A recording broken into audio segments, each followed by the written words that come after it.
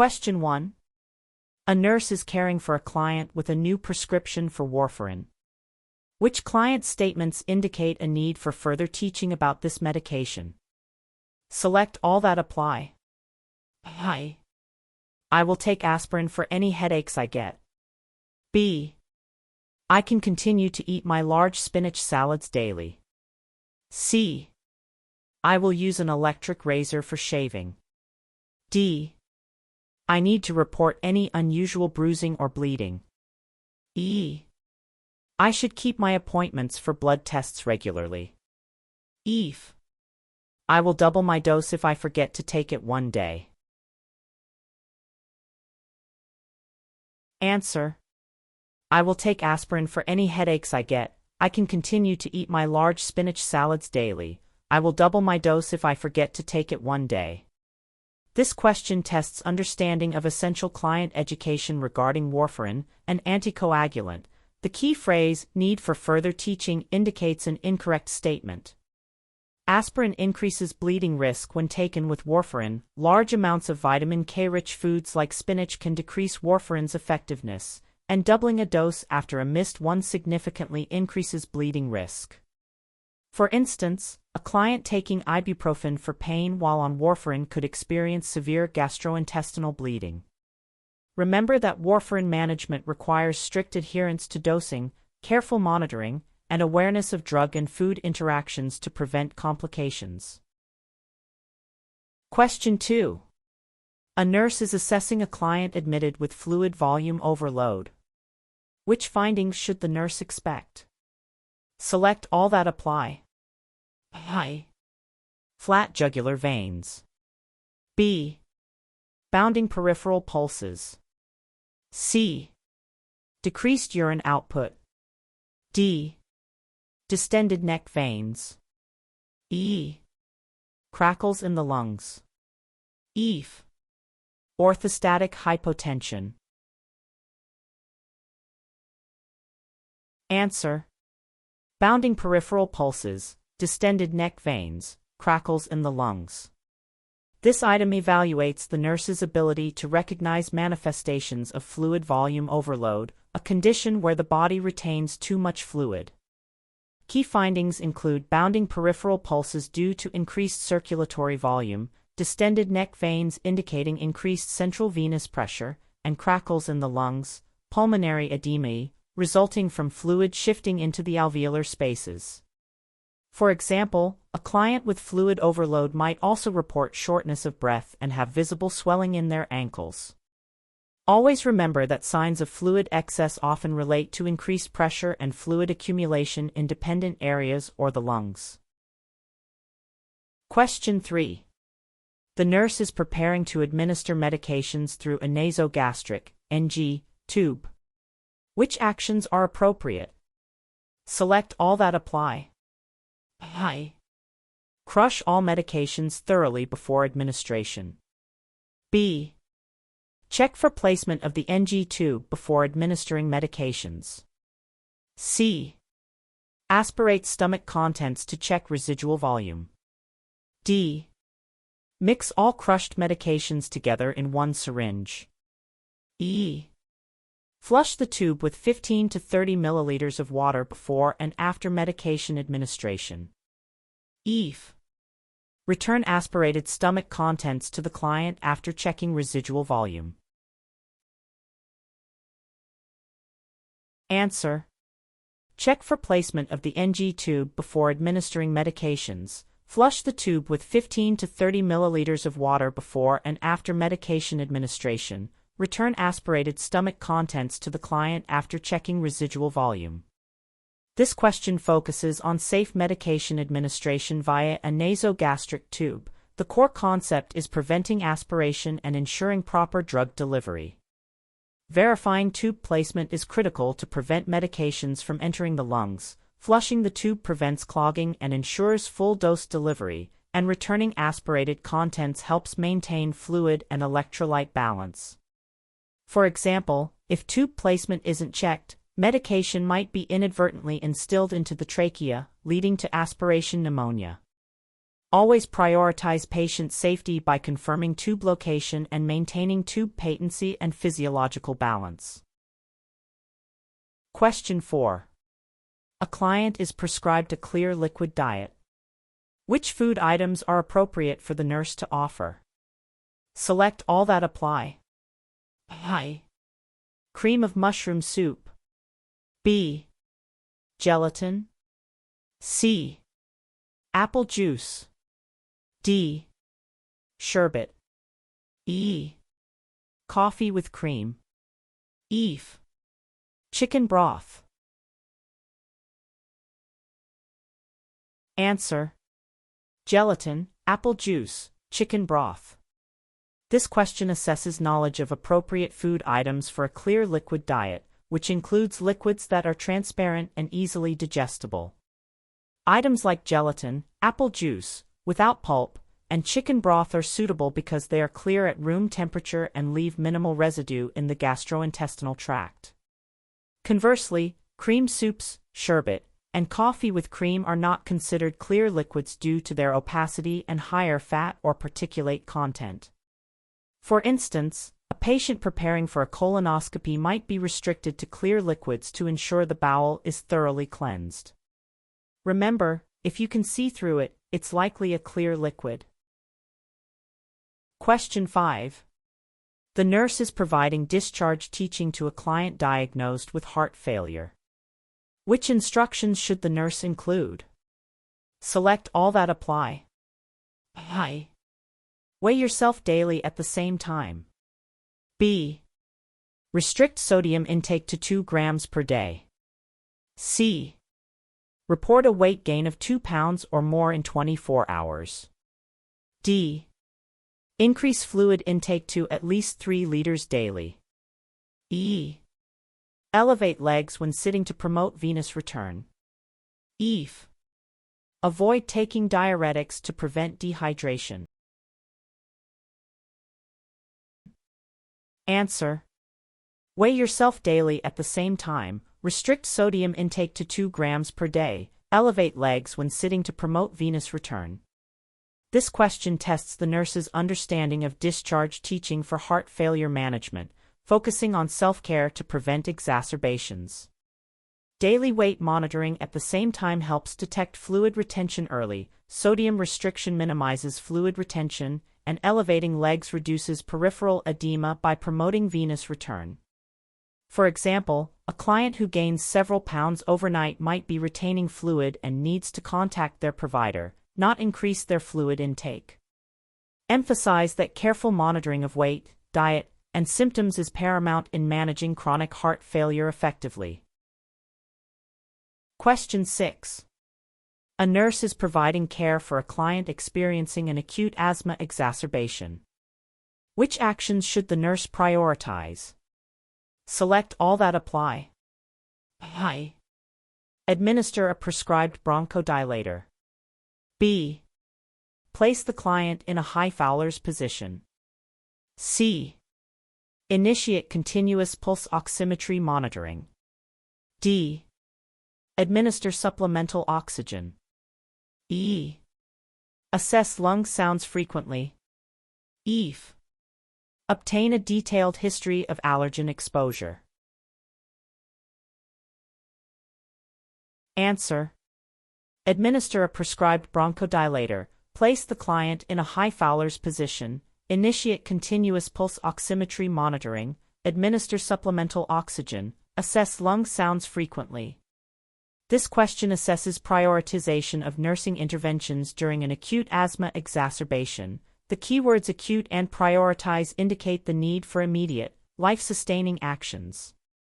Administering a bronchodilator, positioning the client to optimize breathing, monitoring oxygen saturation, providing supplemental oxygen, and assessing lung sounds are all critical immediate interventions aimed at improving ventilation and oxygenation.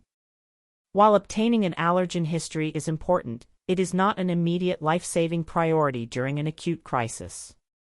Always remember to prioritize the ABCs, airway, breathing, circulation, in emergent situations to stabilize the client's condition. Question 7. A nurse is teaching a client about managing type 2 diabetes. Which statements by the client indicate effective understanding? Select all that apply. I will check my blood sugar at least once a day. B. I should eat a consistent amount of carbohydrates at each meal. C. I will stop taking my metformin if I feel better. D. Exercise can help lower my blood sugar levels. E. I will only eat complex carbohydrates and avoid all simple sugars. F. I need to notify my doctor if my blood sugar is consistently over 180 milligrams per deciliter. Answer. I should eat a consistent amount of carbohydrates at each meal. Exercise can help lower my blood sugar levels. I need to notify my doctor if my blood sugar is consistently over 180 milligrams per deciliter. This question evaluates the client's understanding of essential self-management strategies for type 2 diabetes. Effective understanding points to correct knowledge.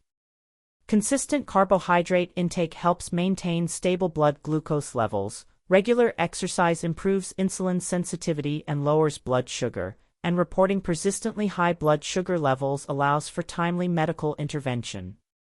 For instance, walking for 30 minutes daily can significantly improve blood sugar control for many individuals with type 2 diabetes. Always emphasize the importance of medication adherence, consistent diet, regular activity, and recognizing when to seek medical advice for optimal diabetes management. Question 8. The nurse is preparing to administer intravenous potassium chloride to a client.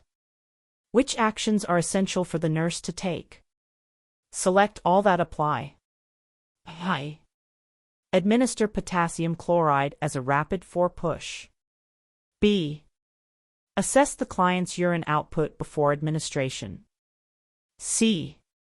Dilute the potassium chloride in a compatible intravenous solution. D. Monitor the client's cardiac rhythm during infusion. E. Verify that the client has a patent for access. F. Administer potassium chloride at a maximum rate of 10 milliequivalent/hour. Answer. Assess the client's urine output before administration, dilute the potassium chloride in a compatible intravenous solution, monitor the client's cardiac rhythm during infusion, verify that the client has a patent for access, administer potassium chloride at a maximum rate of 10 milliequivalent/hour. This question tests safe administration of intravenous potassium chloride, a high-alert medication. The keyword essential highlights critical safety measures. It is crucial to assess urine output to ensure adequate kidney function for potassium excretion, dilute the medication properly, monitor cardiac rhythm for signs of hyperkalemia, confirm patent for access to prevent extravasation, and administer at a slow rate, typically not exceeding 10 milliequivalent/hour in peripheral lines, to prevent life-threatening dysrhythmias. For example, giving potassium too rapidly or undiluted can cause cardiac arrest. Always remember that potassium is never given as a rapid bolus and requires stringent safety precautions due to its cardiac effects. Question 9. A nurse is providing care for a client with Clostridium difficile infection. Which interventions should the nurse include in the plan of care? Select all that apply. I. Place the client in contact precautions. B. Use an alcohol-based hand rub for hand hygiene. C. Disinfect surfaces with a bleach-based solution. D. Administer prescribed antibiotics as ordered. E. Encourage increased intake of probiotic-rich foods. F. Provide meticulous perineal skin care. Answer. Place the client in contact precautions, disinfect surfaces with a bleach-based solution, administer prescribed antibiotics as ordered, provide meticulous perineal skin care. This question addresses the nursing care for a client with Clostridium difficile, C. difficile, infection. The focus is on infection control and client comfort. Placing the client in contact precautions, using bleach-based disinfectants, as alcohol rubs are ineffective against C. diff spores, and administering appropriate antibiotics are crucial for preventing transmission and treating the infection. Meticulous perineal skin care is also essential to prevent skin breakdown from frequent diarrhea. For instance, a nurse caring for a client with C. diff must wear a gown and gloves every time they enter the room and wash hands with soap and water, not just alcohol gel. Always remember that C. diff requires specific infection control measures beyond standard precautions due to its spore-forming nature. Question 10. A client with a new colostomy expresses concern about managing the stoma. Which actions by the nurse demonstrate therapeutic communication and education? Select all that apply. I. Provide written instructions on stoma care. B. Demonstrate how to empty and change the colostoma pouch. C. Connect the client with a support group or ostomy nurse. D. Reassure the client that everything will be fine with time. E. Ask the client to describe their concerns and feelings. F. Discuss potential complications and when to report them. Answer. Provide written instructions on stoma care, demonstrate how to empty and change the colostoma pouch, connect the client with a support group or ostomy nurse, ask the client to describe their concerns and feelings, discuss potential complications and when to report them.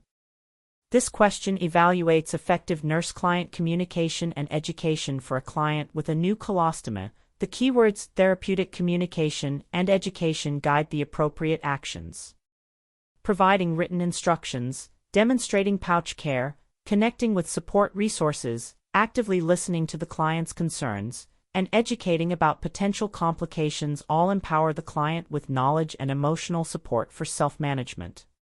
Simply offering generic reassurance without specific guidance is unhelpful. For example, allowing the client to practice changing their pouch with supervision builds confidence and addresses practical fears. Remember that comprehensive teaching combines hands-on demonstration, written reinforcement, emotional support, and opportunities for the client to express concerns. Question 11. A nurse is assessing a client for signs of increased intracranial pressure, ICP. Which findings should the nurse identify as indicators of rising ICP? Select all that apply. I. Hypotension. B. Bradycardia. C. Dilated, non-reactive pupils. D. Increased respiratory rate. E. Widened pulse pressure. F. Decreased level of consciousness. Answer. Bradycardia, dilated, non-reactive pupils, widened pulse pressure, decreased level of consciousness. This question tests the nurse's ability to recognize classic signs of increased intracranial pressure, ICP, a critical neurological emergency. Key indicators include bradycardia, slow heart rate, dilated and non-reactive pupils, widened pulse pressure, an increasing difference between systolic and diastolic blood pressure, and a decreased level of consciousness. Hypotension and increased respiratory rate are generally not direct signs of rising ICP. Instead, the opposite, hypertension and irregular breathing patterns like Cheyne-Stokes, are often seen in late stages. For example, a patient who becomes suddenly less responsive and has one pupil larger than the other is likely experiencing a significant increase in ICP. Always remember Cushing's triad, bradycardia, widened pulse pressure, irregular respirations, as a late, ominous sign of significantly elevated ICP. Question 12. A nurse is caring for a client who is receiving total parenteral nutrition, TPN. Which actions should the nurse include in the plan of care? Select all that apply. I. Monitor blood glucose levels frequently. B. Change the TPN tubing every 72 hours. C. Administer through a peripheral 4 line if a central line is unavailable. D. Check the client's temperature every 4 hours. E. Monitor the client's weight daily. F. Discontinue TPN abruptly if ordered. Answer. Monitor blood glucose levels frequently, check the client's temperature every 4 hours, monitor the client's weight daily. This question focuses on essential nursing care for a client receiving total parenteral nutrition, TPN. The core concept revolves around preventing complications and ensuring safe administration. Monitoring blood glucose frequently is crucial due to the high dextrose content. Checking temperature helps detect catheter-related infections, and daily weight monitoring assesses fluid balance effectiveness. TPN is typically administered via a central line due to its hypertonicity. Tubing is usually changed every 24 hours, not 72, and TPN should be tapered off gradually to prevent hypoglycemia. For instance, a client on TPN might receive sliding scale insulin because their blood sugar levels are elevated. Always prioritize strict aseptic technique, careful metabolic monitoring, and gradual TPN cessation to prevent adverse events. Question 13. The nurse is educating a client about self-administration of subcutaneous heparin injections. Which instructions are important to include? Select all that apply. I. Administer the injection into the deltoid muscle. B. Rotate injection sites with each dose. C. Pinch an inch of skin and inject at a 45 or 90-degree angle. D. Aspirate for blood return before injecting the medication. E. Do not massage the injection site after administration. F. Dispose of the used needle in a regular trash can. Answer. Rotate injection sites with each dose. Pinch an inch of skin and inject at a 45 or 90-degree angle. Do not massage the injection site after administration. This question assesses knowledge of safe and effective subcutaneous heparin administration. Keywords self-administration and important instructions highlight client teaching. Rotating sites prevents lipodystrophy and improves absorption. Pinching skin helps ensure injection into the subcutaneous layer, and avoiding massage prevents hematoma formation. Heparin is typically given in the abdomen. Aspiration is not recommended for subcutaneous injections, and used needles must be disposed of in a puncture-resistant container. For example, a client rotating injection sites between the left and right abdomen will experience less discomfort and better medication absorption. Always emphasize proper technique and safety measures to ensure medication effectiveness and minimize complications. Question 14. A nurse is preparing to administer an opioid analgesic to a client experiencing severe pain. Which assessments are essential to perform before administering the medication? Select all that apply. I. Client's pain rating on a 0 to 10 scale. B. Client's last bowel movement. C. Client's current respiratory rate. D. Client's level of consciousness. E. Client's blood pressure. F. Client's previous response to opioid analgesics. Answer. Client's pain rating on a 0 to 10 scale, client's last bowel movement, client's current respiratory rate, client's level of consciousness, client's blood pressure, client's previous response to opioid analgesics. This question covers comprehensive pre-administration assessment for opioid analgesics, a high-alert medication. The keyword essential signifies critical safety checks. Assessing the pain rating confirms the need for the medication. Evaluating the last bowel movement helps anticipate constipation, a common side effect, and checking respiratory rate, level of consciousness, and blood pressure are crucial to identify signs of opioid depression or intolerance. Understanding the client's previous response helps guide dosage and anticipate adverse effects. For example, if a client's respiratory rate is already low, administering an opioid could lead to severe respiratory depression.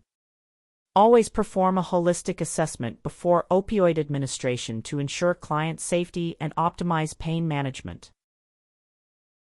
Question 15. The nurse is educating a client about managing nausea and vomiting during chemotherapy. Which suggestions should the nurse include? Select all that apply. A.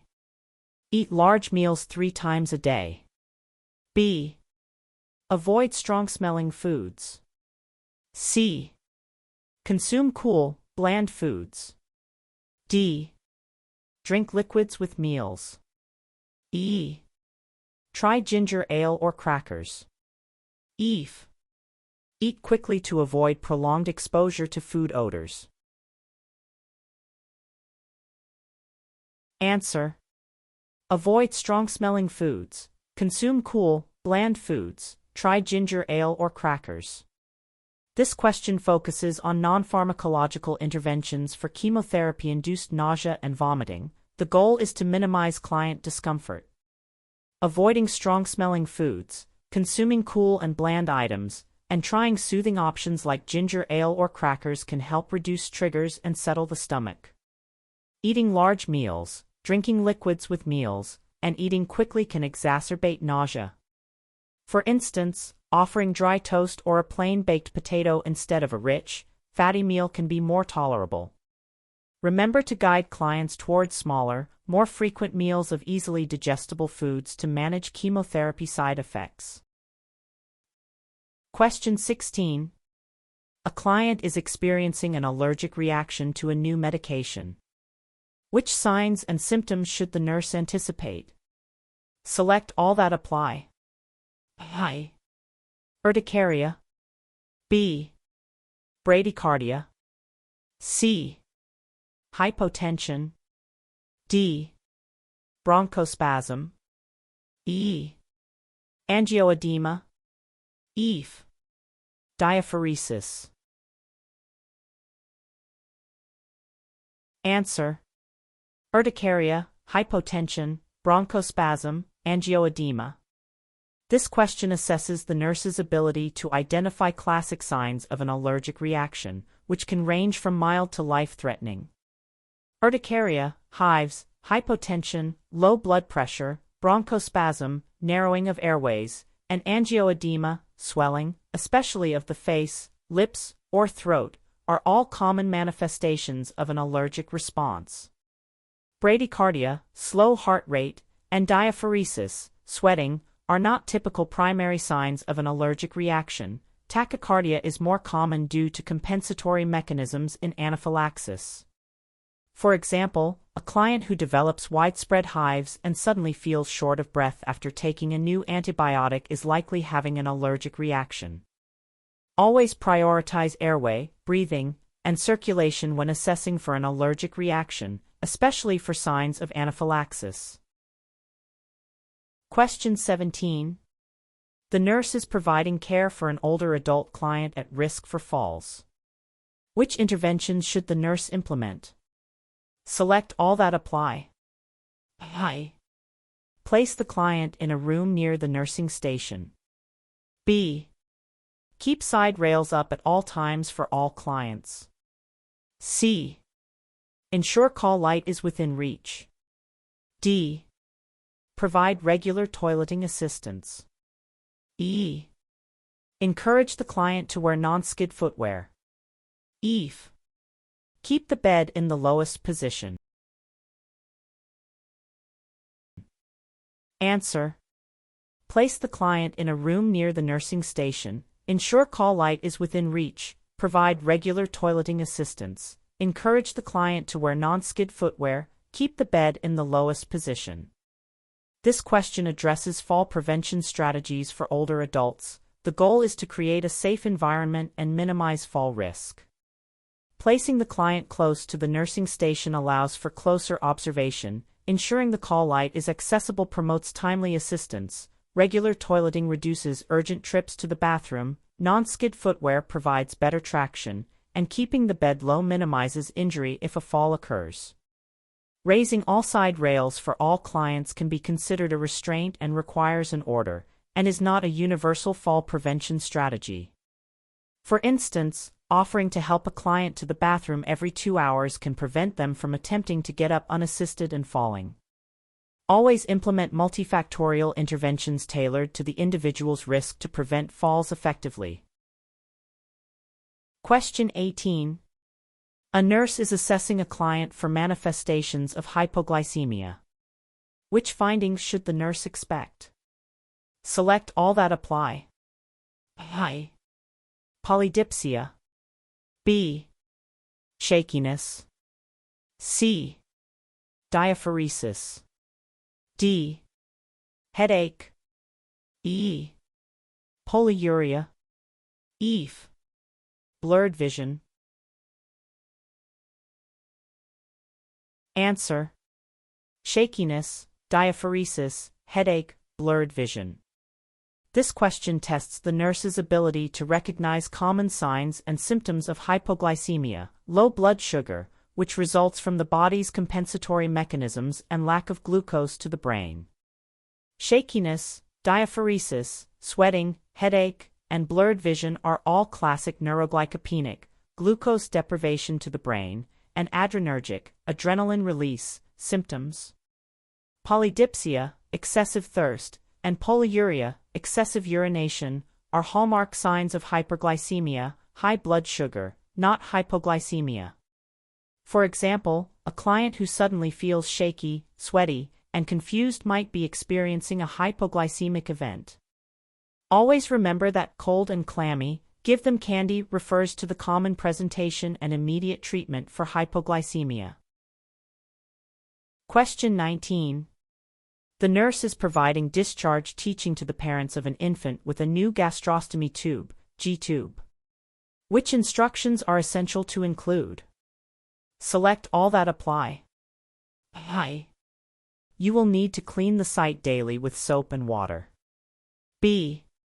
It's normal for a small amount of drainage to be present around the site. C. You should secure the tube to the abdomen to prevent dislodgement. D. Change the dressing every 2 to 3 days, or more often if soiled. E. You can submerge the infant in bath water once the site is healed. F. Report any redness, swelling, or foul odor around the site. Answer: you will need to clean the site daily with soap and water. You should secure the tube to the abdomen to prevent dislodgement. Report any redness, swelling, or foul odor around the site.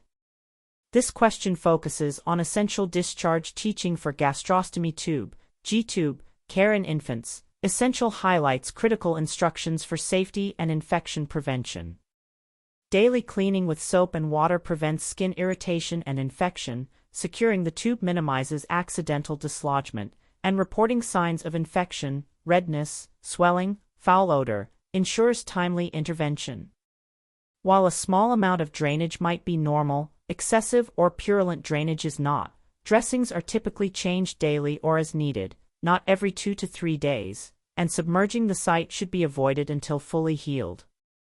For example, ensuring the tube is taped securely can prevent an active infant from pulling it out, which is a common concern for parents. Always emphasize meticulous site care and vigilant monitoring for signs of complications to maintain tube patency and prevent infection. Question 20. A nurse is reviewing a client's medication list. Which medications require the nurse to implement fall precautions?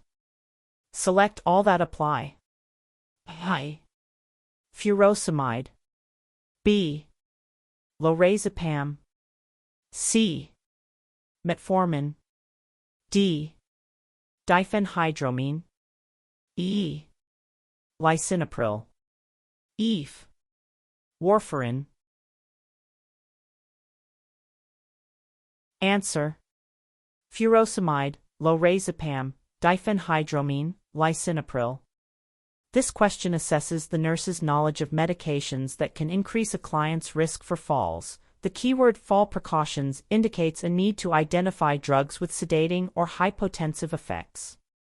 Furosemide, a diuretic, and lisinopril, an ACE inhibitor, can cause orthostatic hypotension, leading to dizziness and falls. Lorazepam, a benzodiazepine, and diphenhydramine, an antihistamine, cause sedation and drowsiness, impairing balance and coordination. Metformin, an antidiabetic, and warfarin, an anticoagulant, generally do not directly cause falls, although complications like severe hypoglycemia from metformin or bleeding from warfarin could indirectly lead to falls. For instance, an elderly client taking lorazepam at night is at a higher risk of falling if they get up to use the bathroom. Always consider medication side effects that impact a client's neurological status or blood pressure when assessing fall risk. Question 21. The nurse is caring for a client with a full-thickness burn injury. Which assessment findings indicate a potential complication? Select all that apply. A. Urine output of 20 milliliters per hour. B. Blood pressure 90/50 mmHg. C. Pain level 2 of 10 at the burn site. D. Peripheral pulses absent distal to the burn. E. Hoarseness and stridor. F. Temperature 99, 0 degree F, 37, 2 degree C. Answer. Urine output of 20 milliliters per hour, blood pressure 90/50 millimeter of mercury, peripheral pulses absent distal to the burn, hoarseness and stridor. This question tests the nurse's ability to recognize serious complications in a client with a full-thickness burn injury, which can lead to fluid shifts, infection, and airway compromise. A urine output of 20 milliliters per hour indicates inadequate renal perfusion and potential hypovolemic shock. Blood pressure of 90/50 millimeter of mercury suggests hypovolemia. Absent peripheral pulses distal to the burn indicate compromised circulation. Compartment syndrome and hoarseness and stridor are critical signs of impending airway obstruction due to smoke inhalation. A pain level of 2 of 10 at a full-thickness burn site is expected due to nerve damage, and a temperature of 99, 0 degree F is within normal limits. For example, a client with circumferential burns to an extremity who has absent pulses distally requires immediate escharotomy to restore blood flow. Always prioritize assessment for hypovolemic shock, compromised circulation, and airway integrity in burn clients. Question 22. A nurse is teaching a client about proper use of a metered dose inhaler, MDI, for asthma. Which statements indicate effective client understanding? Select all that apply. A. I should shake the inhaler well before each puff. B. I will inhale slowly and deeply while pressing down on the canister. C. I should hold my breath for 5 to 10 seconds after inhaling. D. I need to wait 15 seconds between puffs of the same medication. E. I will rinse my mouth with water after using a corticosteroid inhaler. F. I will store my inhaler in the refrigerator. Answer. I should shake the inhaler well before each puff. I will inhale slowly and deeply while pressing down on the canister. I should hold my breath for 5 to 10 seconds after inhaling. I will rinse my mouth with water after using a corticosteroid inhaler.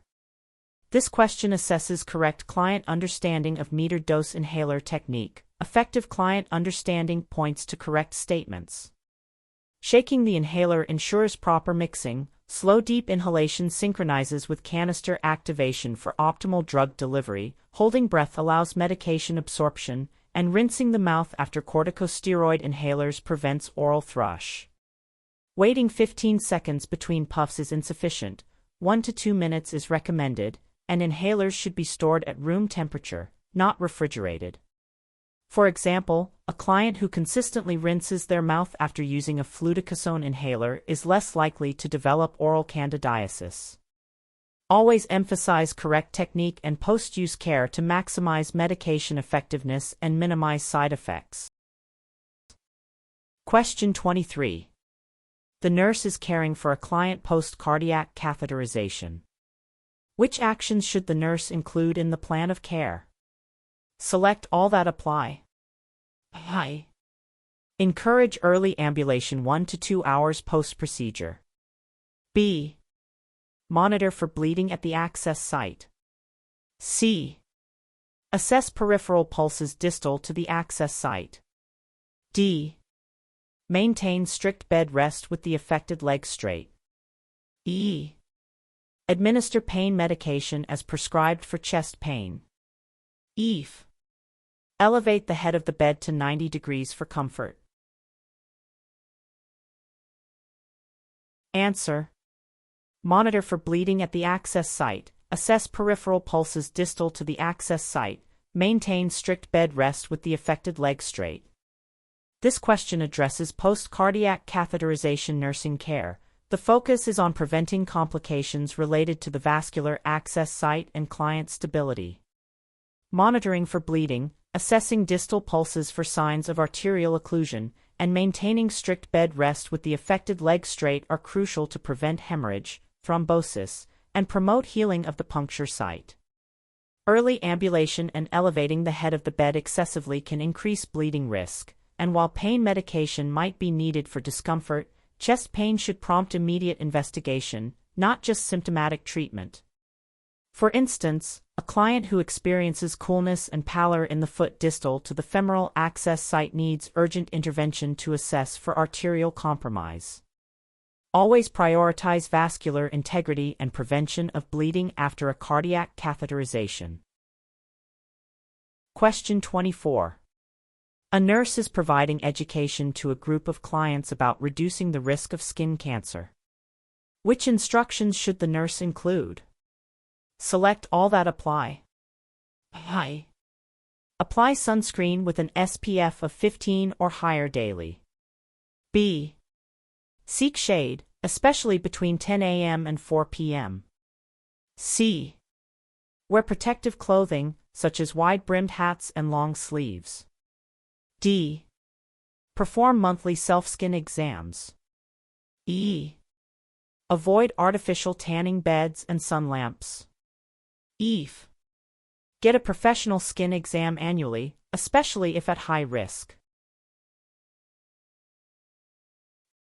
Answer.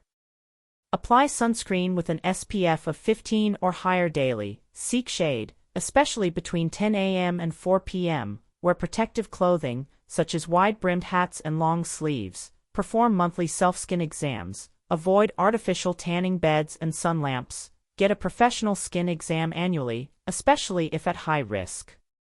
This question evaluates the nurse's comprehensive knowledge of skin cancer prevention and early detection. Reducing the risk implies a holistic approach.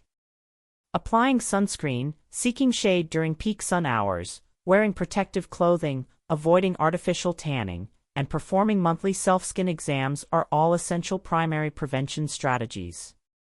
Additionally, annual professional skin exams are crucial for early detection, especially for high-risk individuals. For example, a person who works outdoors should not only use sunscreen but also wear long-sleeved shirts and a hat. Emphasize that a multifaceted approach combining protection, self-monitoring, and professional screenings offers the best defense against skin cancer. Question 25. The nurse is caring for a client with hyperkalemia. Which interventions should the nurse anticipate? Select all that apply. I. Administer intravenous insulin and dextrose. B. Prepare for administration of sodium polystyrene sulfonate, K-exolate. C. Administer 4-calcium gluconate. D. Encourage intake of potassium-rich foods. E. Initiate continuous cardiac monitoring. F. Administer loop diuretics.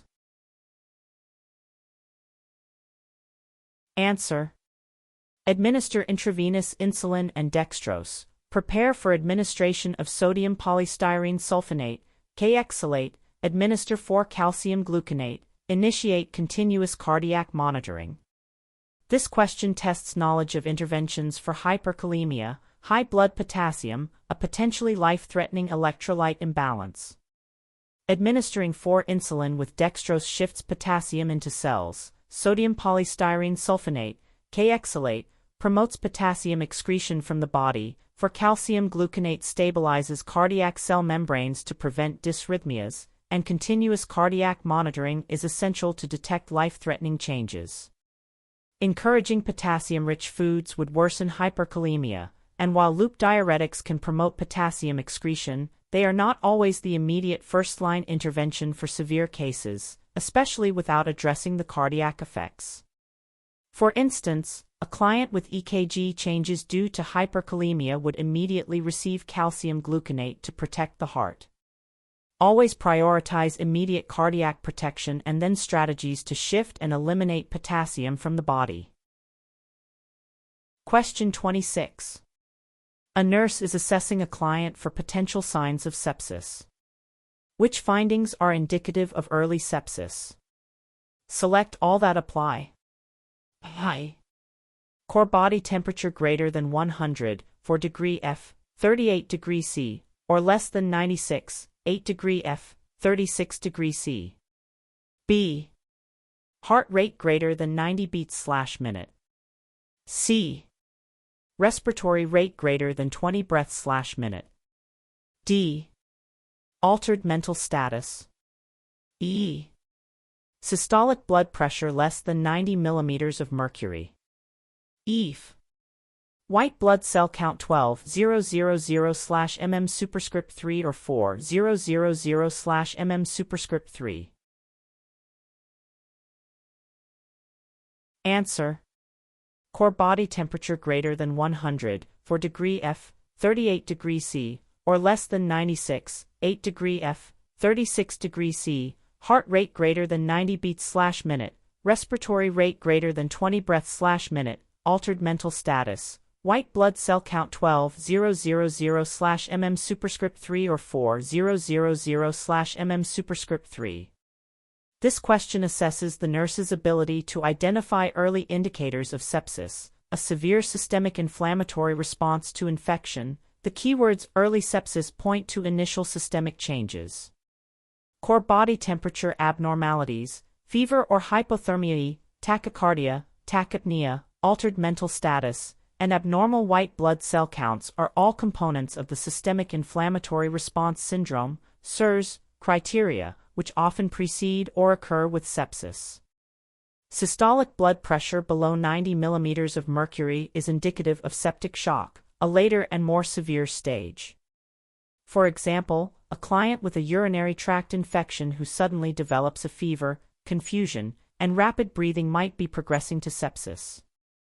Always recognize these early changes to facilitate prompt intervention and improve client outcomes. Question 27. The nurse is preparing to administer medications to a client via a percutaneous endoscopic gastrostomy, PEG, tube. Which actions are appropriate? Select all that apply. I. Administer enteric-coated medications as whole tablets. B. Flush the tube with 30 milliliters of water after each medication. C. Place the client in a supine position during administration. D. Check residual volume before administering medications.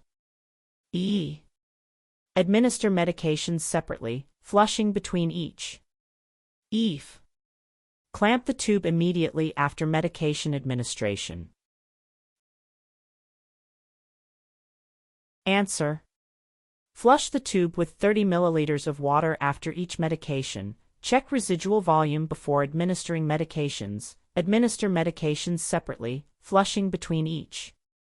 This question evaluates safe medication administration via a PEG tube. The core concept is preventing aspiration, maintaining tube patency, and ensuring proper drug delivery. Flushing after each medication prevents clogging and ensures the full dose is given. Checking residual volume helps assess gastric emptying and prevent overfeeding/aspiration, and administering medications separately with flushes prevents drug interactions and incomplete delivery. Enteric-coated medications should not be crushed. The client should be in a semi-Fowler's position to prevent aspiration, and the tube should be flushed and clamped after all medications are given, not immediately after the first. For instance, if you give all medications together without flushing in between, they might clump and clog the tube. Always ensure proper client positioning, tube patency, and individual medication administration to promote safety and effectiveness. Question 28. A nurse is caring for a client with a traumatic brain injury, TBI, who is at risk for syndrome of inappropriate antidiuretic hormone, SAID. Which findings should the nurse report to the provider? Select all that apply. I. Serum sodium level of 128 milliequivalent/L. B. Urine specific gravity of 1,030. C. Decreased urine output. D. Weight loss of 2 kilograms in 24 hours. E. Peripheral edema. F. Confusion and lethargy. Answer. Serum sodium level of 128 milliequivalent/L, urine specific gravity of 1,030, decreased urine output, confusion and lethargy. This question assesses the nurse's ability to identify manifestations of SAID in a client with TBI, a condition of excessive antidiuretic hormone causing water retention. Key indicators include hyponatremia, low serum sodium, e.g., 128 milliequivalent/L, due to hemodilution, a high urine-specific gravity, e.g., 1,030, and decreased urine output due to concentrated urine, and neurological changes like confusion and lethargy resulting from cerebral edema and hyponatremia. Weight loss and peripheral edema are generally not characteristic of SIADH, rather, weight gain and potentially absent edema occur from fluid retention within the vascular space. For example, a client with SIAD will retain water, causing their blood to become dilute and their urine to be very concentrated. Remember to associate SIAD with soaked inside, leading to low serum sodium and concentrated urine. Question 29. The nurse is caring for a client experiencing a severe anaphylactic reaction. Which immediate interventions should the nurse prepare to implement? Select all that apply. I. Administer intravenous fluids rapidly. B. Prepare for intubation if respiratory distress worsens. C. Administer epinephrine intramuscularly. D. Elevate the client's legs to improve venous return. E. Administer diphenhydramine intravenously. F. Apply a warm compress to the injection site. Answer. Administer intravenous fluids rapidly. Prepare for intubation if respiratory distress worsens. Administer epinephrine intramuscularly. Elevate the client's legs to improve venous return. Administer diphenhydramine intravenously. This question addresses immediate nursing interventions for a severe anaphylactic reaction, a life-threatening emergency. The keyword immediate emphasizes rapid, critical actions. Administering 4 fluids, preparing for intubation, giving intramuscular epinephrine, the first-line treatment, elevating legs, and administering 4-diphenhydramine are all crucial for reversing the allergic response, supporting circulation, and maintaining the airway. Applying a warm compress is inappropriate and delays critical care. For example, giving epinephrine rapidly counteracts bronchospasm and vasodilation, which are life-threatening components of anaphylaxis. Always prioritize airway, breathing, circulation, and the rapid administration of epinephrine in an anaphylactic emergency. Question 30. A nurse is providing discharge instructions to a client who has undergone a total hip arthroplasty. Which instructions should the nurse include? Select all that apply. I. Avoid crossing legs at the ankles or knees. B. Use a raised toilet seat. C. Sleep on the operative side only. D. Avoid bending at the waist more than 90 degrees. E. Place a pillow between the legs when lying in bed. F. Engage in high-impact activities for exercise. Answer. Avoid crossing legs at the ankles or knees. Use a raised toilet seat. Avoid bending at the waist more than 90 degrees. Place a pillow between the legs when lying in bed.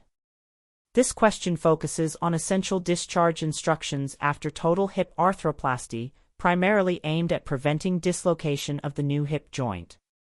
Avoiding crossing legs, using a raised toilet seat, avoiding bending more than 90 degrees, and placing a pillow between the legs, abduction pillow, all help maintain hip abduction and prevent excessive flexion, which can lead to dislocation. Sleeping on the operative side is often discouraged, and high-impact activities are generally contraindicated permanently. For instance, using a grabber to pick up dropped items instead of bending over prevents excessive hip flexion.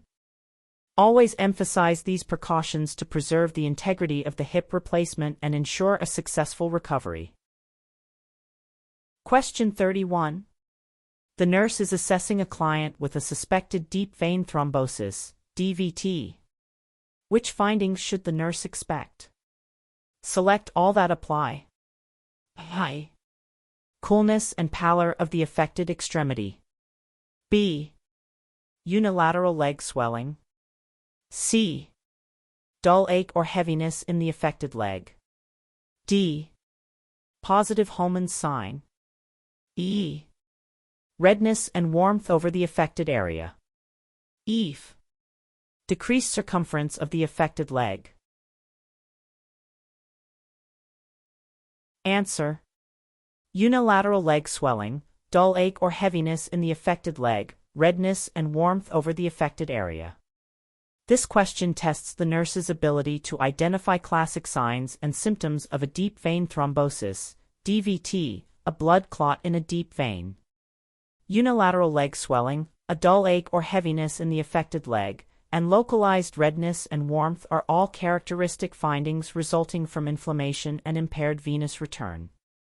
Coolness, pallor, and decreased circumference are generally not expected with DVT, rather, an increased circumference is often noted.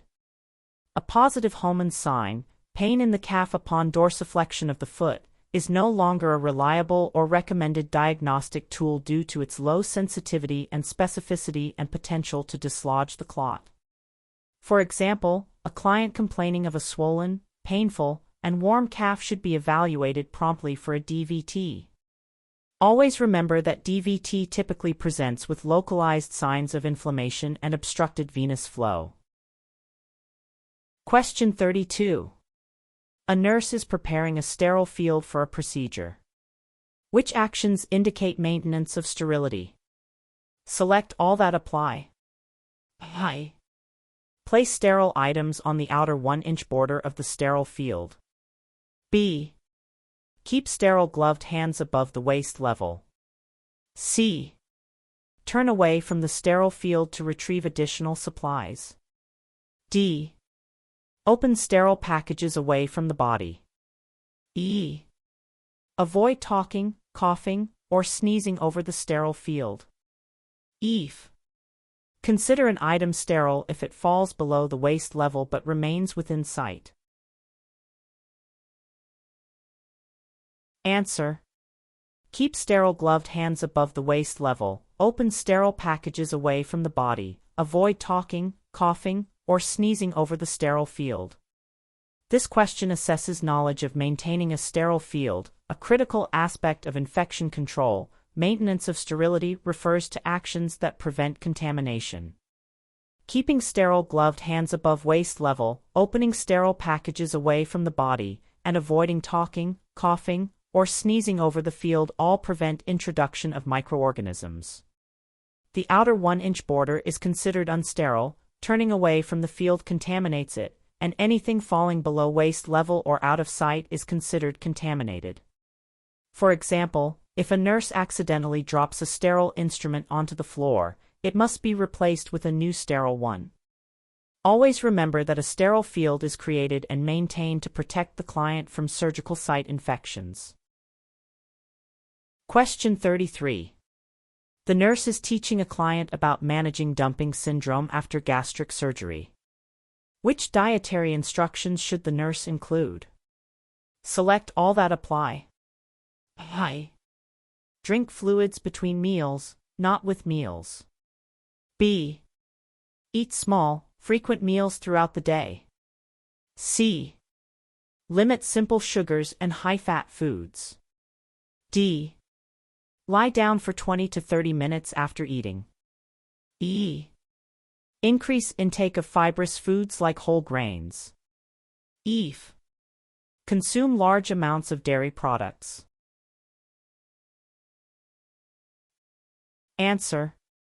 Drink fluids between meals, not with meals, eat small, frequent meals throughout the day, limit simple sugars and high-fat foods, lie down for 20 to 30 minutes after eating.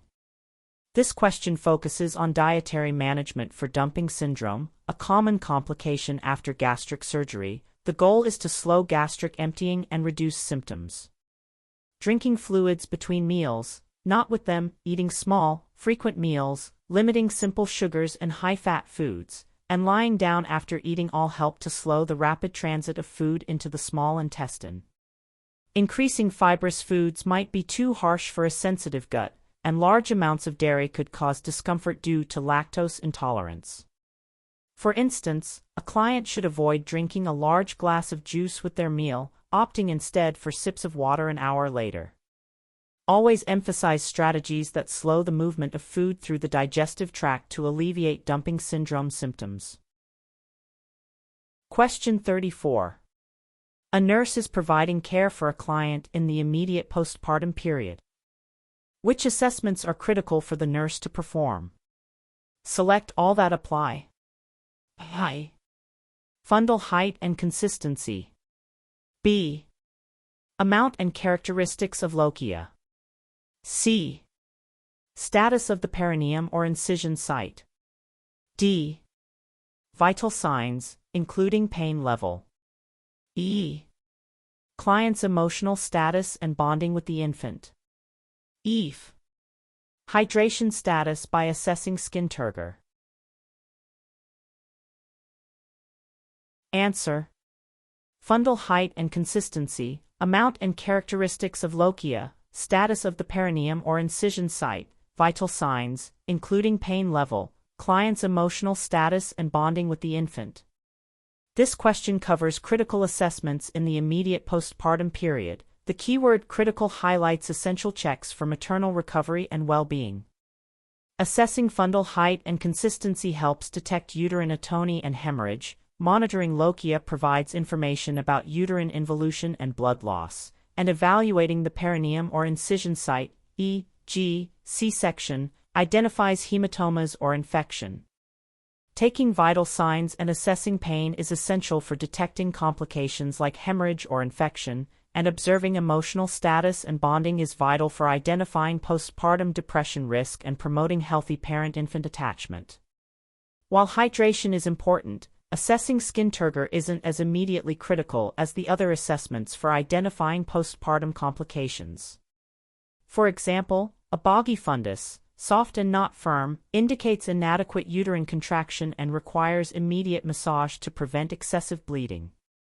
Always prioritize assessments that directly impact the client's physiological stability and emotional well-being immediately after childbirth.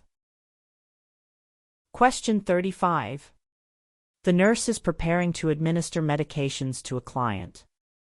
Which actions demonstrate adherence to medication safety principles? Select all that apply. I. Administering a medication drawn up by another nurse. B. Checking medication against the MAR, medication administration record 3 times. C. Identifying the client using 2 unique identifiers. D. Documenting medication administration immediately after giving it. E. Explaining the purpose of the medication to the client. F. Preparing medications for multiple clients at once to save time. Answer. Checking medication against the MAR, medication administration record 3 times, identifying the client using 2 unique identifiers, documenting medication administration immediately after giving it, explaining the purpose of the medication to the client. This question assesses the nurse's adherence to medication safety principles, emphasizing the rights of medication administration. Checking the medication against the MAR 3 times, before, during preparation, and at the bedside, identifying the client with 2 identifiers, documenting immediately after administration, and explaining the medication's purpose to the client are all crucial for safe practice. Administering a medication drawn by another nurse is unsafe due to the never administer what you did not prepare rule, and preparing medications for multiple clients at once increases the risk of errors. For instance, always asking the client for their name and date of birth confirms you are giving the right medication to the right person. Always follow the rights of medication administration diligently to prevent errors and ensure client safety.